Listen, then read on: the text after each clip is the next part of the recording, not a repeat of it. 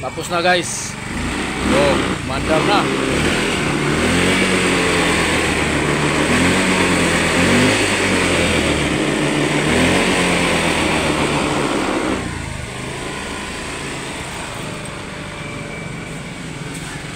Andar na. Tapos na ang wiring. Ito guys, oh, ito yung naputol. Hindi mag-supply ng kuwan sa gasolina. Yan, naputol. Yan guys.